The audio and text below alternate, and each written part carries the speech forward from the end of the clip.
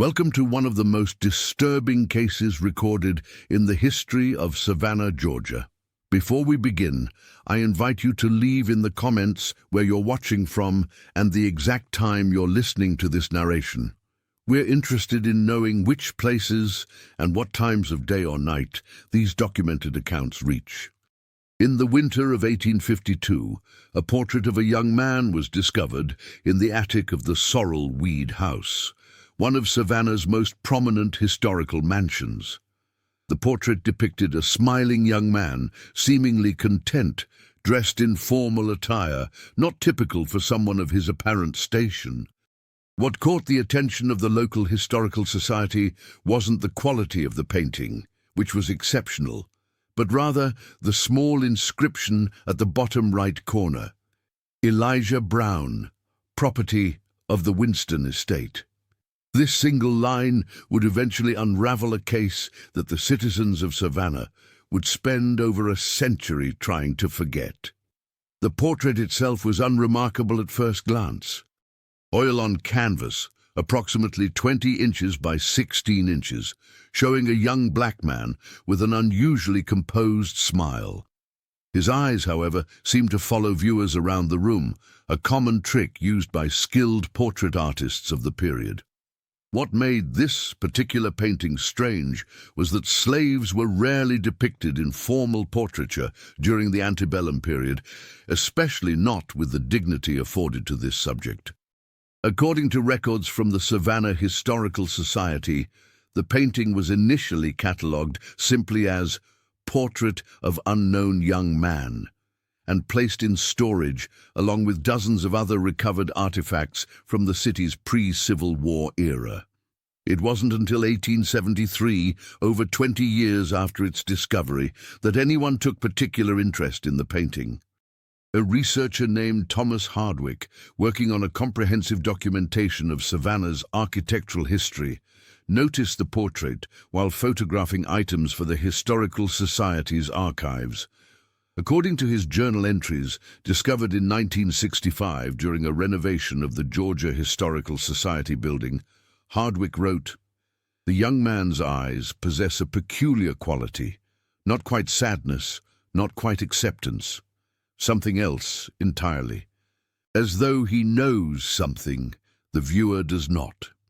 Hardwick's curiosity led him to the Winston estate, which by that time had changed hands multiple times and was owned by the Carmichael family. The estate, located approximately 7 miles outside Savannah's historic district, was by then falling into disrepair. The original Winston family had lost most of their fortune during the Civil War, and subsequent owners had lacked the funds to maintain the once impressive property.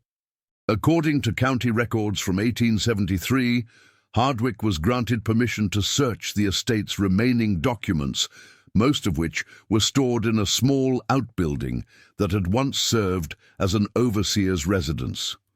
Among tax records, ledgers, and various business correspondence, Hardwick discovered a small leather-bound book, approximately 5 inches by 7 inches, with no title on its cover. Inside were detailed records of the Winston plantation's slaves, listing names, ages, parentage when known, and most disturbingly, market values. On page 37 of this ledger, Hardwick found the entry for Elijah Brown, male, age 23, born on property to Martha, deceased, educated as experiment, exceptional aptitude for numbers and letters. Potential value as clerk or house servant, $800. The notation educated as experiment caught Hardwick's attention. Such education was unusual and often illegal in many southern states before the Civil War. Another entry, dated October 12, 1851, noted, "EB continues to surpass expectations, has begun maintaining secondary ledgers with minimal supervision, demonstrates remarkable recall of business transactions. Experiment appears successful." This was followed by a more troubling entry from December 3rd of the same year. Concerns regarding EB's growing awareness of his circumstances, began asking questions about his mother's circumstances and fate. Winston suggests tempering education with reminder of station. Hardwick's research into Elijah Brown might have ended there had he not encountered an elderly woman named Sarah Jenkins during his third visit to the former Winston estate. According to Hardwick's journal, Jenkins had been a house servant at the estate as a young girl and remembered Elijah Brown. Her account, as recorded by Hardwick, provides the first substantial description of the man beyond the portrait and ledger entries. Mr. Elijah wasn't like the others, Jenkins told Hardwick. Master Winston had him brought into the house when he was just 7 years old after his mama passed. Said he had a look in his eyes, a kind of knowing. Taught him his letters and numbers himself, which wasn't done in those days. By the time Mr. Elijah was 15, he was keeping all the books for the estate. Master Winston would show him off to visitors sometimes, like he was a trained animal doing tricks. Mr. Elijah would smile and demonstrate his abilities with numbers, calculating sums faster than educated men could with paper and pencil. But when the visitors left, that smile would go away. His eyes turned different then. Jenkins went on to describe how Winston had commissioned the portrait in early 1852, insisting that Elijah maintain his company smile throughout the sittings. Master made him practice that smile for weeks before the painter came, Jenkins recalled. Said he wanted to show his associates what could be accomplished with proper training. The painter came from Charleston, stayed 3 days. Mr. Elijah smiled the whole time, never broke once, but at night I'd hear him in the small room off the kitchen where he slept, talking to himself in whispers, writing things I couldn't understand. According to the estate's records, the portrait was completed in April 1852. Hardwick's research indicated that Winston displayed the painting prominently in his study, often using it to initiate debates with visitors about the intellectual capabilities of slaves, a controversial topic even among slave owners. What happened in the months following the portrait's completion, however, would transform a curious historical footnote into something far more disturbing. County records show that in August 1852, Winston reported Elijah as having escaped. A reward notice appeared in the Savannah Republican newspaper on August 17th. Runaway, educated Negro man, answers to Elijah, age 24, can read and write with proficiency, may attempt to pass correspondence as written by a white man. $100 reward for return to Winston Estate. The notice ran for 3 consecutive weeks, then disappeared from the paper's pages. No further mentions of Elijah's escape or capture appear in public records. Hardwick might have concluded that Elijah had successfully escaped north had he not discovered a series of unusual entries in Winston's personal diary, which had been stored separately from the plantation records. The diary, bound in faded red leather, with the years 1852 through 1854 embossed on the spine, contained increasingly erratic entries beginning in late August 1852, just days after the first runaway notice appeared in the newspaper. The entry dated August 20th reads, "E did not escape as reported. Necessity required fabrication following discovery of his private writings. Contents too disturbing to detail here. Have secured him in the old storage cellar while determining appropriate course of action. Sarah instructed to inform all that he has run off north." A subsequent entry dated August 25th provides a more troubling glimpse into the situation. E's confinement continues. He shows no remorse, maintains that his calculations were correct. The ledgers he kept in secret suggest systematic discrepancies going back 3 years. Funds diverted, transactions recorded incorrectly. The extent of his deception is yet unknown. More concerning are his writings about the others. He has been watching us as we watched him, recording observations, weaknesses. When questioned, he simply smiles, the same smile as in the portrait. It unsettles me greatly. The diary entries become increasingly preoccupied with Elijah in the weeks that follow. Winston describes sleepless nights, hearing what he believed were whispers coming from the sealed cellar. On September 10th, he wrote, "Sarah and two others claim they've seen E in the main house at night, despite the cellar door remaining securely locked. Impossible, of course. Yet the ledgers in my study show new entries in his distinctive hand. A trick of the mind, surely. Have increased the guard at night regardless. The final mention of Elijah in the diary comes on October 3rd. The matter with E has been resolved permanently. Cellar sealed. Portrait to be removed from study and destroyed. Sarah dismissed for spreading rumors among the others. Must focus now on reviewing all accounts and business dealings of the past 3 years to assess the damage done." Hardwick's research indicates that Winston's financial situation deteriorated rapidly in the months following this entry. By early 1853, he had sold several parcels of land and a number of slaves. Correspondence with his bankers in Savannah suggests mounting debts and discrepancies in his accounts that he struggled to explain.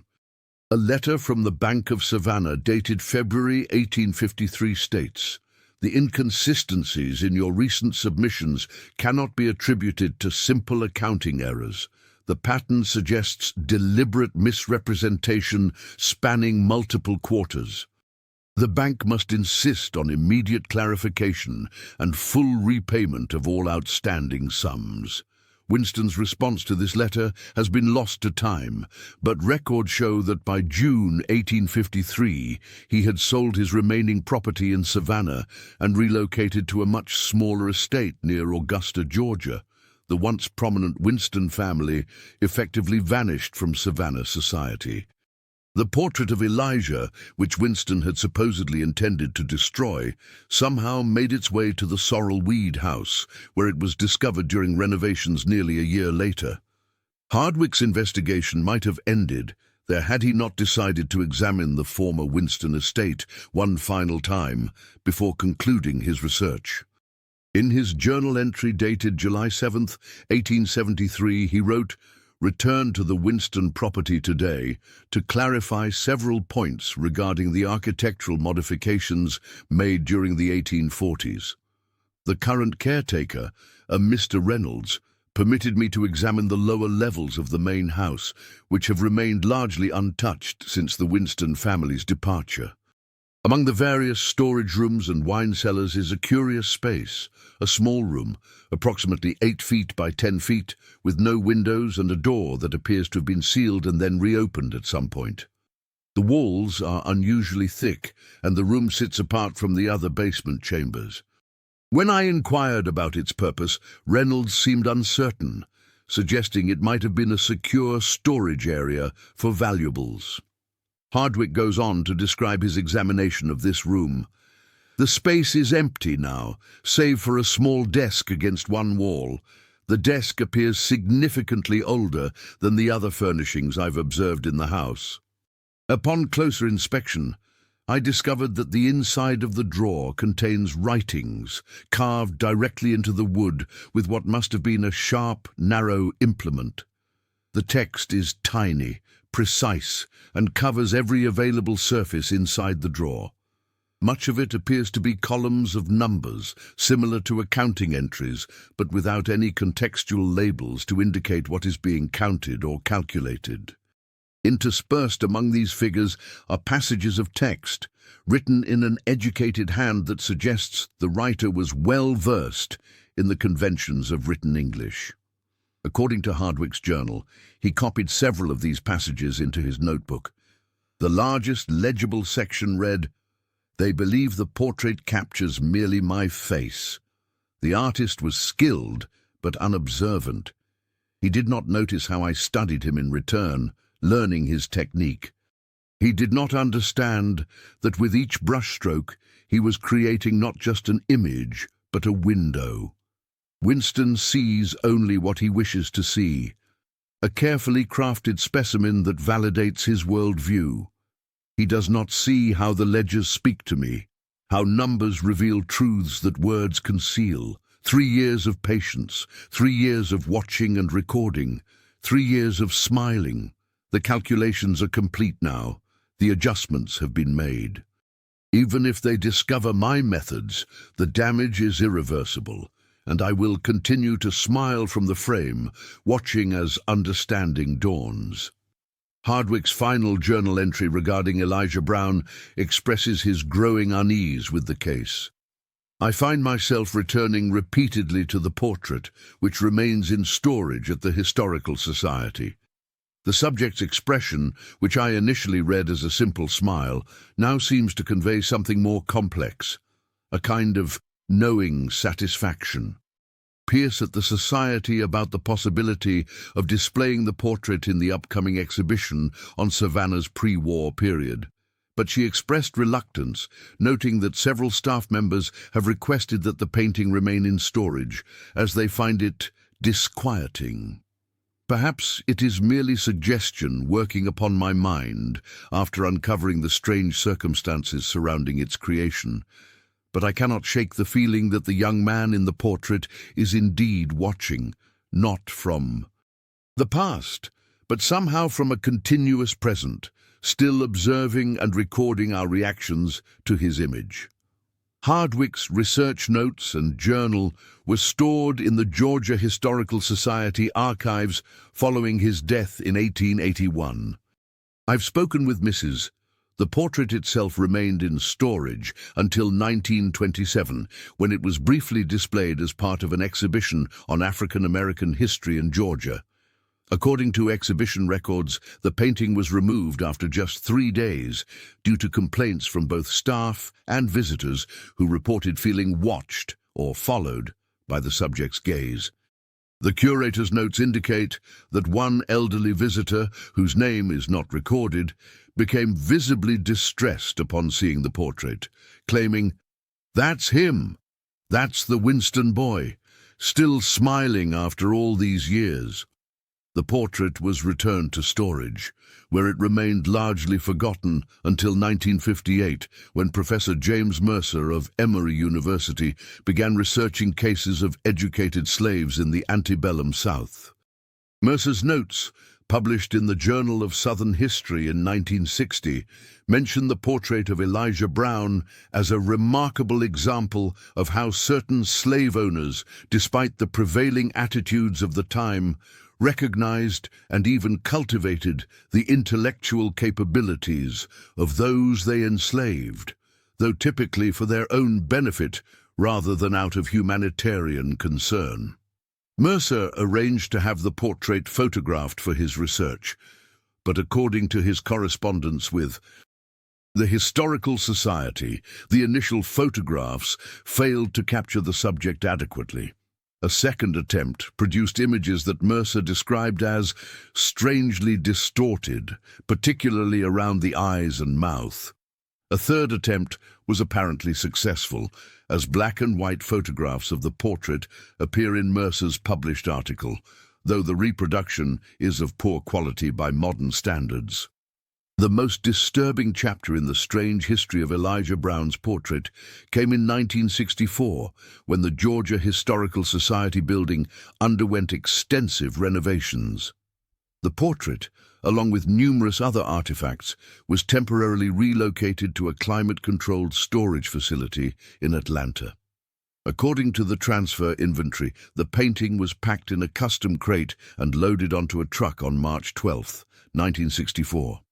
The receiving inventory at the Atlanta facility, however, lists the crate as empty upon arrival, with a notation: Item A347, portrait, oil on canvas, circa 1852, missing. Crate sealed and undamaged. Inquiry initiated. No explanation for the painting's disappearance was ever documented, and after several months, the Historical Society filed an insurance claim for the lost artifact. The matter might have ended there, consigning Elijah Brown's portrait to the long list of historical items lost to time or theft, had it not been for a curious development at the former Winston estate. In May 1965, the property, which had changed hands numerous times since the Winston family's departure, was purchased by the Savannah Historical Preservation Trust with the intention of restoring it as a museum dedicated to plantation life in antebellum Georgia. During the initial assessment of the property, workers discovered that the small room in the basement, described in Hardwick's journal, had been sealed, the doorway bricked over and plastered to match the surrounding walls. According to the renovation foreman's report, they might never have located the room had one of the workers not noticed a slight difference in the sound when tapping along the basement wall. After consulting the original architectural plans, which confirmed the existence of a space behind the wall, the trust decided to reopen the sealed room as part of their restoration efforts. On June 7, 1965, workers removed the brick and plaster barrier that had sealed the room for what architects estimated was approximately 100 years, based on the materials used and construction technique. The Trust's official report describes what they found in clinical terms. The previously sealed space contained a small wooden desk against the north wall, consistent with descriptions in Hardwick's notes from 1873. The desk drawer contained extensive carving on interior surfaces, as previously documented. No other furnishings were present.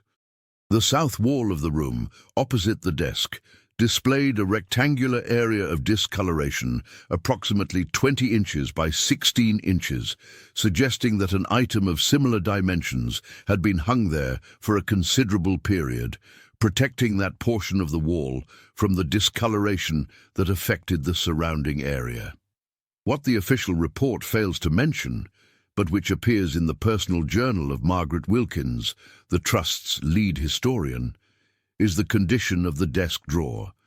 The carvings described in Hardwick's notes have been significantly expanded.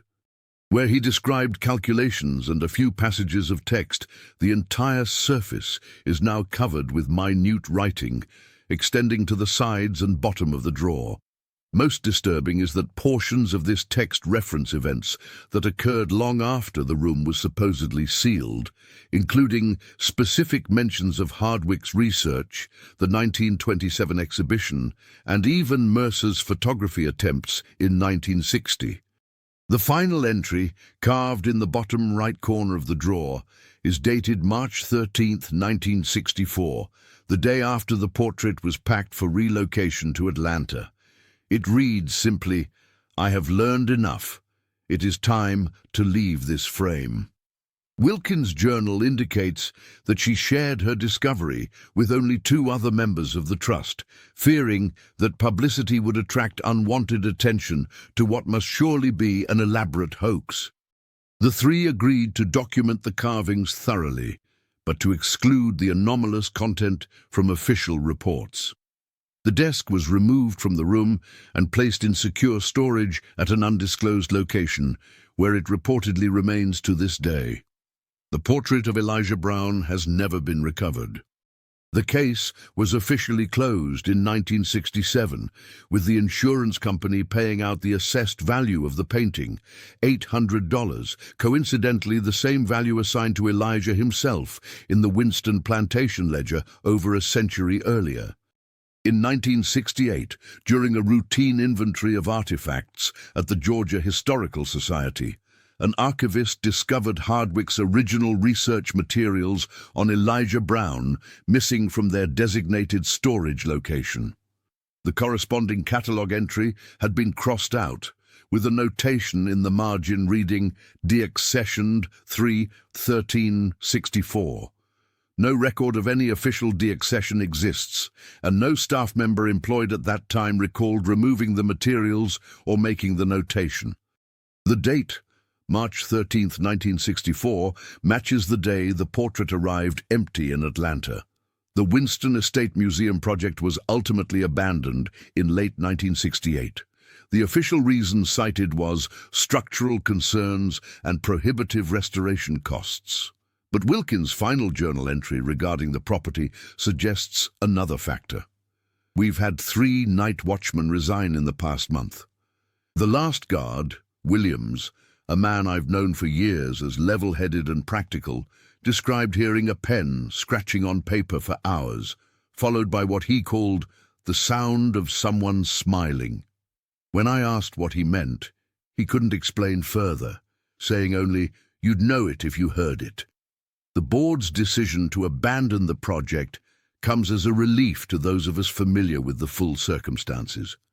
The Winston estate remained vacant for several decades, gradually deteriorating until it was demolished in 1987 to make way for a residential subdivision. All report similar experiences. The sound of writing coming from the basement, specifically from the room we unsealed, despite it being empty now.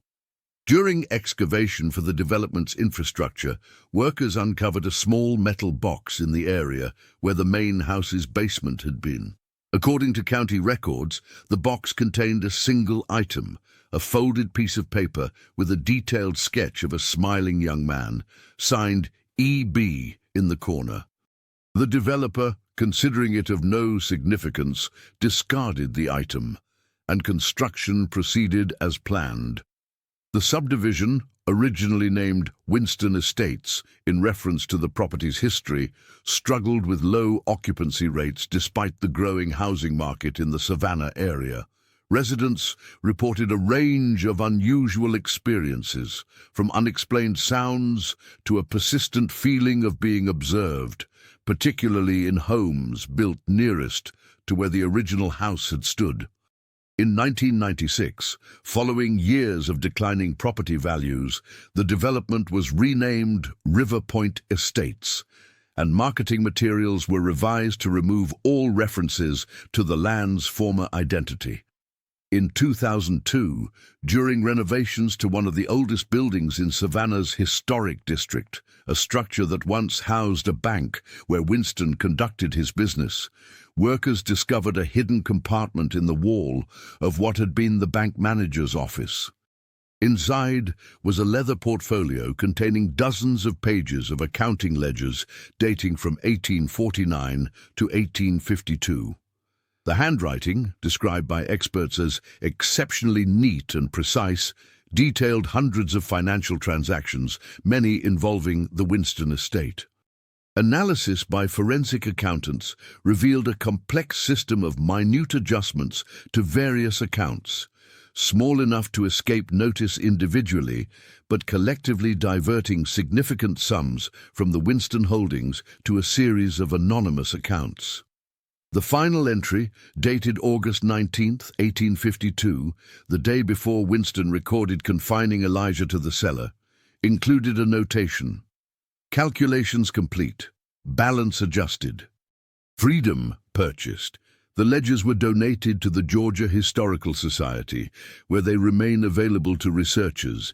Curiously, visitors examining these documents often report an unusual sensation, the feeling of someone reading over their shoulder, observing their reactions to the meticulously recorded figures that over a century and a half ago systematically dismantled a man's fortune from within his own household." Perhaps the most unsettling epilogue to this story comes from Dr. Eleanor Hayes, a professor of art history specializing in 19th century portraiture, who in 1998 was researching the technical aspects of antebellum portrait techniques. In the course of her research, she compiled a database of portraits from the period, including known works by Robert Winston Harding, the Charleston artist believed to have painted Elijah Brown's portrait. While examining Harding's confirmed works in various collections across the South, Hayes noticed something unusual: a recurring face appearing in the backgrounds of several paintings completed after 1852. In a portrait of a Charleston merchant dated 1853, a young black man appears as a barely discernible figure through a window in the background. In an 1855 family portrait from a plantation near Beaufort, the same face is visible among the household staff positioned behind the family. In an 1860 painting of a Richmond, Virginia street scene, the face appears in a crowd of pedestrians. According to Hayes' analysis, published in the American Art Journal in 2000, the recurring figure matches the description of Elijah Brown, always positioned as an observer within the scene, always wearing the same distinctive smile described in historical accounts of his portrait. Harding's journals, preserved in the Charleston Museum archives, make no mention of this recurring figure. What makes this case unusual is that the figure never appears as a subject or focal point, always as an observer within the scene, often positioned in such a way that he appears to be looking not at the main subjects of the painting, but directly at the viewer. Hayes's research identified the recurring face in 7 confirmed Harding paintings completed between 1853 and 1863, after which Harding's career ended abruptly when he abandoned painting and entered a sanitarium near Charleston. When asked about her findings, Hayes offered a measured assessment. "It's not uncommon for artists to reuse models or faces they've become comfortable rendering. The sparse records from the institution indicate that Harding suffered from acute paranoia and delusions of being observed. He remained there until his death in 1867, reportedly spending his final years refusing to look at any paintings or mirrors, convinced that he is watching from within the frames." To this day, the portrait of Elijah Brown remains missing. The Winston family line died out in the early 20th century. The ledgers, journals, and notes documenting this strange case are scattered across various archives and collections, pieces of a puzzle that never quite fit together into a coherent whole. What remains most clearly is the description of that smile, the one Winston forced Elijah to practice for weeks before the portrait sitting. The smile that seemed to hold something back, to know something the viewer did not. Some historians have suggested that Elijah Brown's story represents nothing more than an unusually well-documented case of a slave using education provided by his owner to orchestrate his own liberation, a small victory against the brutal institution of slavery. Others point to the unexplained elements surrounding the portrait's disappearance and the strange carvings in the desk drawer as evidence of something more unsettling. Perhaps most telling is the fact that despite the portrait having been missing for over 5 decades, visitors to the Georgia Historical Society occasionally inquire about the painting of the smiling young man without having been informed of its existence. When asked how they know about it, many provide the same response. "I saw it watching me from a frame on the wall." Staff invariably confirm that no such portrait is displayed anywhere in the building. The last documented mention of Elijah Brown comes from the journal of a security guard who worked at the Historical Society in the late 1990s. The entry, dated November 12, 1998, reads, "Saw that portrait again tonight during rounds. Not hanging on any wall, just leaning against the storage room door from the inside. Same as last week. Maintenance says they've found no painting when they check. Tonight I stopped and looked at it properly for the first time. The young man's smile seems different now, satisfied somehow, like someone who has successfully concluded a long project. I don't think I'll be seeing it again." He was right. No further sightings of the portrait have been reported at the Historical Society. But across Savannah and beyond, in museums, historical homes, and private collections, visitors occasionally report a curious phenomenon: the sense that among the faces captured in centuries-old paintings, one in particular seems to be studying them in return. Always in the background, always observing, always with the same knowing smile. As though, having learned to escape first his bondage and then his frame, Elijah Brown continues his patient observation of the world that once sought to contain him, still recording, still calculating, still smiling that practiced smile. In 2003, a graduate student named Michael Collins was researching antebellum accounting practices for his doctoral dissertation when he discovered an unusual pattern in the financial records of several prominent Savannah families who had business dealings with the Winston estate. Collins noticed that each family experienced unexplained financial discrepancies beginning around 1849 and continuing until approximately 1853, the same period during which Elijah Brown was maintaining the Winston ledgers. "The pattern is remarkably consistent," Collins wrote in his thesis, later published in the Journal of Economic History. "Small adjustments to various accounts, typically no more than 1 or 2% of any given transaction, but implemented systematically across hundreds of entries. The cumulative effect was substantial capital displacement that wouldn't be noticeable without modern computational analysis. What's most interesting is that the funds didn't simply disappear. They appear to have been redirected through a complex series of transactions that ultimately consolidated the diverted sums in several accounts at the Freedmen's Savings Bank, established after the Civil War." Collins estimated that the total sum diverted through this method would have amounted to approximately $25,000 by 1853, an enormous sum for the period, and more than enough to purchase freedom and establish a comfortable life elsewhere. But his research revealed no evidence that Elijah Brown was ever recorded as having purchased his freedom, nor did any individual matching his description appear in Freedmen's bank records as accessing the accumulated funds. In 2007, during digitization of the Savannah City archives, a researcher discovered an unusual property deed dated January 1858, nearly 6 years after Elijah Brown's supposed escape or confinement. The deed documented the purchase of a small parcel of land in what was then the outskirts of Savannah by an E. Winston, described in the document as a free man of color. The transaction was unusual for several reasons. It was rare for Black Americans to purchase property in Georgia during this period. The buyer's signature on the deed showed education well beyond what was typical for the time.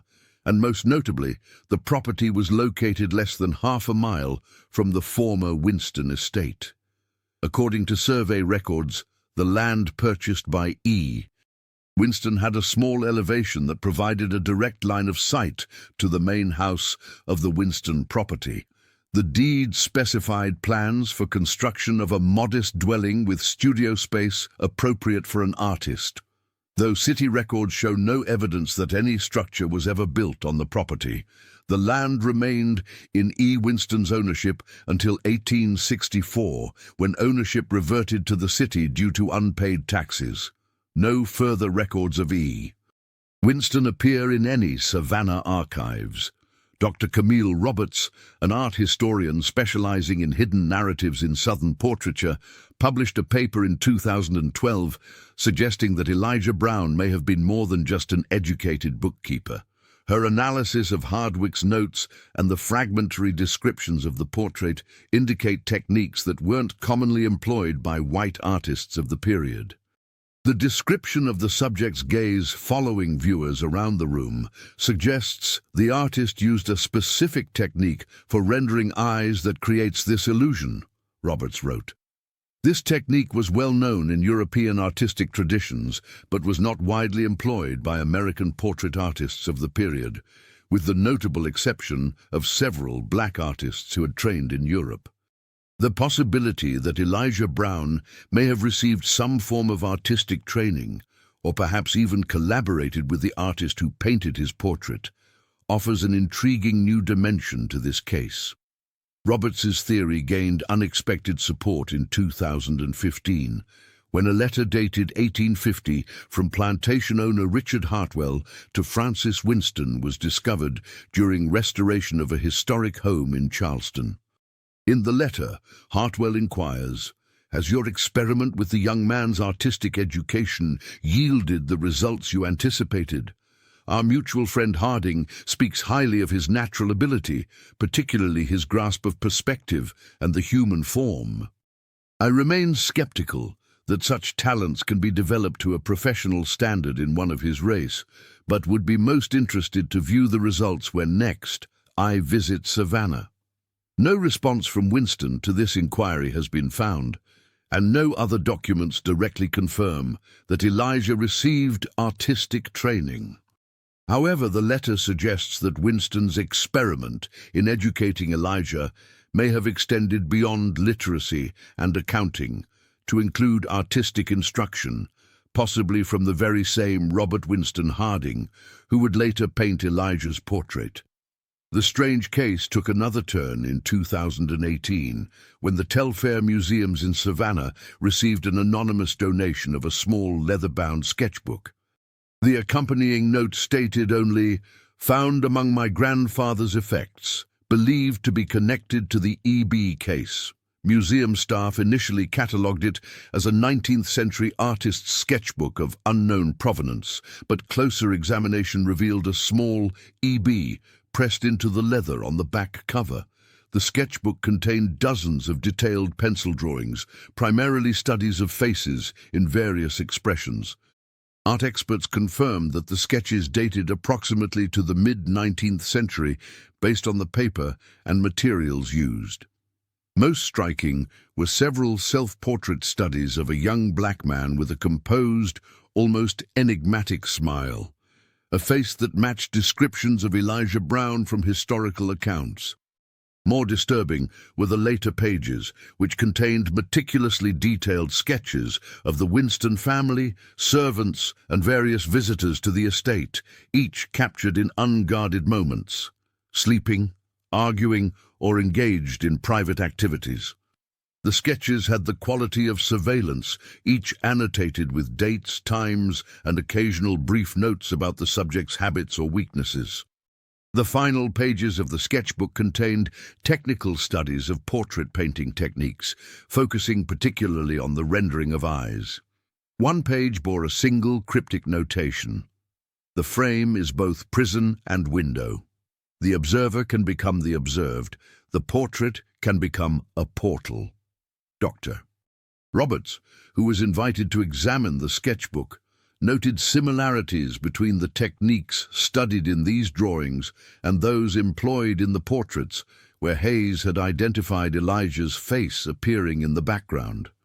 If Elijah Brown received artistic training from Harding, and if he was indeed the creator of these sketches, it suggests a level of artistic ability that could potentially explain some of the more inexplicable aspects of this case, Roberts wrote in her analysis. The study of portraiture is, in essence, the study of how to capture a person's essence within a frame.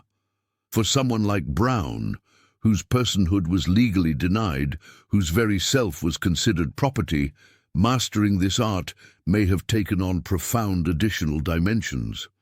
In 2021, during inventory at the Charleston Museum Archives, staff discovered an unlabeled daguerreotype that had been misplaced among unrelated materials. The image, dating to approximately 1853, based on the photographic technique used, showed the interior of what appeared to be an artist's studio. Seated at an easel, his back to the camera, was a man whose identity could not be determined from the image. On the easel was a portrait in progress, a plantation scene with a family gathered on a porch.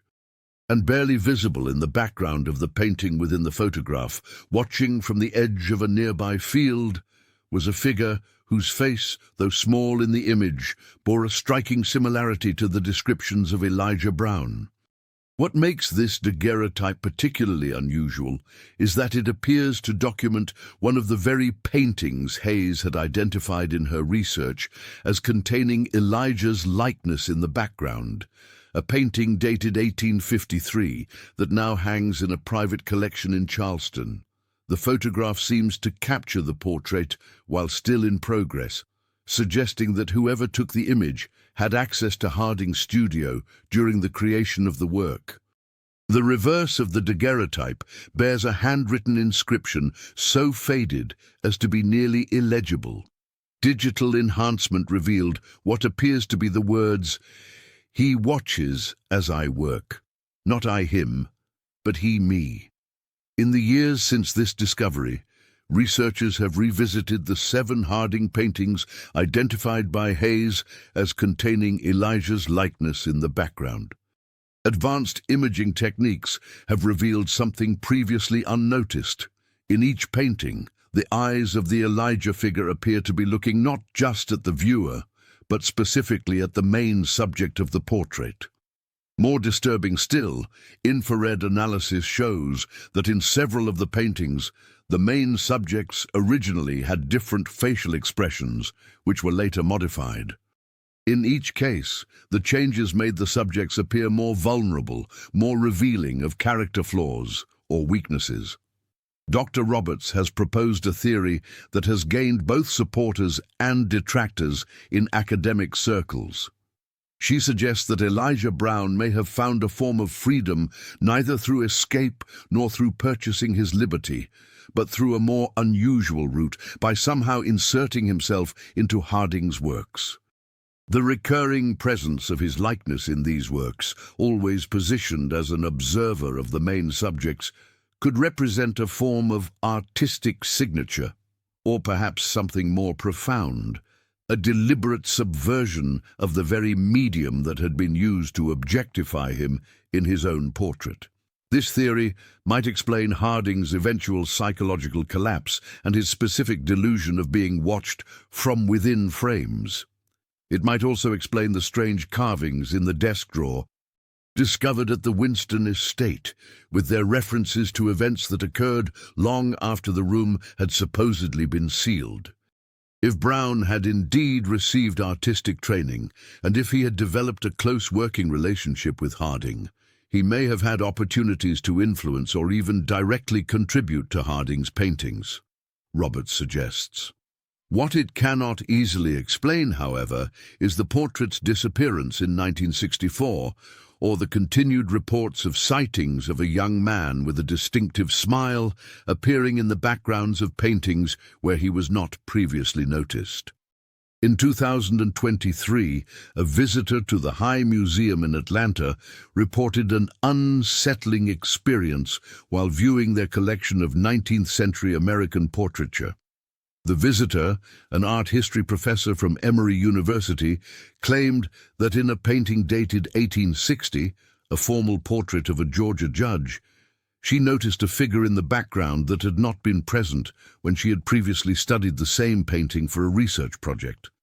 According to her account, partially visible through a window behind the judge's desk was the face of a young black man with an unmistakable smile, his eyes fixed not on the judge, but directly at the viewer. Museum staff, responding to her report, found no such figure in the painting.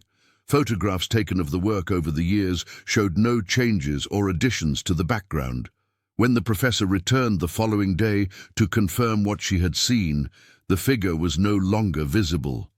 "I've spent my career studying these works," she later told colleagues. "I know what I saw, and I know it wasn't there before." Similar reports have emerged from other collections housing portraits from the antebellum period. In each case, the descriptions of the unexpected figure are remarkably consistent. A young black man with an educated bearing and a particular smile that seems to convey both satisfaction and secret knowledge. And in each case, subsequent examination of the paintings shows no evidence of the figure described. Perhaps most disturbing are the accounts from conservators and museum staff who work with these collections. Several have reported finding small, nearly microscopic notations added to the backs of canvases or hidden within frames. Tiny, precise handwriting that matches samples of Elijah's writing preserved in historical records. These notations typically consist of nothing more than a date and the initials EB, but the dates range from the 1850s to as recent as the present decade. The most recent development in this strange case occurred earlier this year when the Georgia Historical Society received an anonymous package containing what appeared to be original accounting ledgers from the Winston estate, dating from 1849 to 1852. Initial authentication suggests the documents are genuine, though they were not previously known to exist in any archive or collection. The ledgers contain the expected records of plantation business, but interspersed throughout are small, meticulous notes in a different hand from the main entries. Observations about the Winston family, their visitors, their weaknesses and secrets. The final pages contain something even more unusual, detailed instructions for creating pigments and preparing canvases, followed by what appears to be a formula for a specific type of varnish. The last entry, dated August 18th, 1852, 2 days before Winston recorded confining Elijah to the cellar, reads simply, "The portrait will be complete tomorrow. And then, so will I." Accompanying the ledgers was a single sheet of modern paper with a typed message. He is still watching, still recording, still calculating. The portrait was never the prison he escaped from. It was the door through which he left.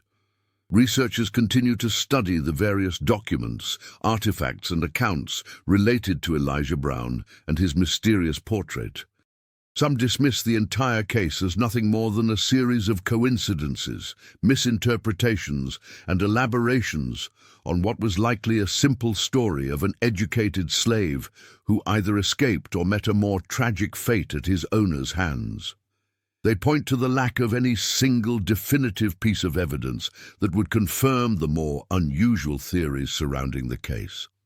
Others see in Elijah's story something more profound, a narrative about observation and being observed, about how those deemed objects by society might find ways to become subjects on their own terms.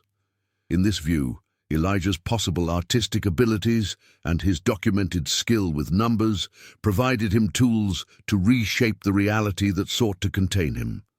What remains undisputed is that somewhere in Savannah in 1852, a young man born into slavery sat for a portrait, wearing a smile that those who saw it described as knowing, as concealing something.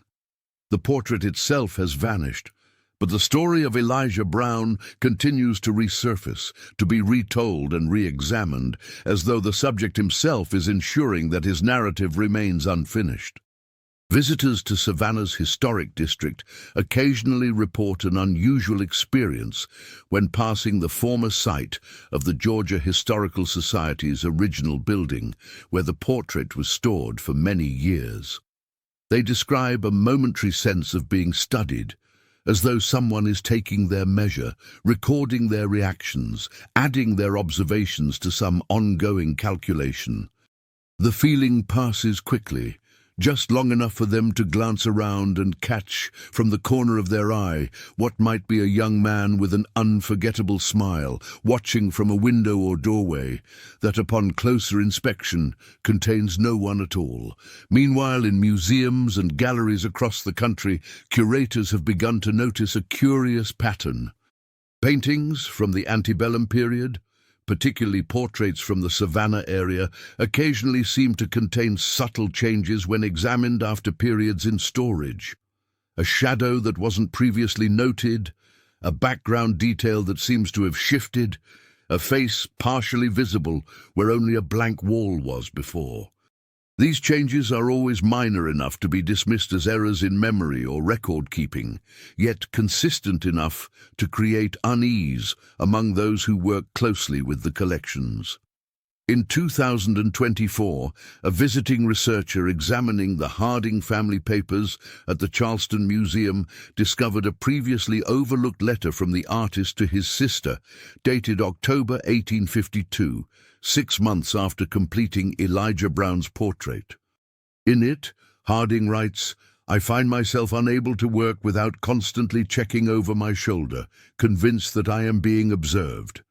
More disturbing still is the growing sense that my canvases themselves are watching me. I know this sounds like madness, but I swear to you that on 3 occasions now I have found evidence that someone has modified my works in progress when the studio was locked and empty. Small changes to expressions, additions to backgrounds, and always that same face appearing where I had painted none. He sits for one portrait and now seems determined to insert himself into all the others." The final paragraph of Harding's letter offers perhaps the most disturbing perspective yet on the case. I begin to wonder if it was ever truly my brush that created his likeness, or if I was merely the instrument through which he found a way to capture himself, not as property to be displayed, but as an observer who would never again be confined to a single frame. He watches now from everywhere and nowhere, having learned that portraits need not be prisons. They can be windows through which one might step, leaving behind only a smile that says, "I have found the way out." As for the original portrait of Elijah Brown, it remains missing. The empty crate that arrived in Atlanta in 1964 sits in the Georgia Historical Society's storage facility, preserved as part of the case's documentation.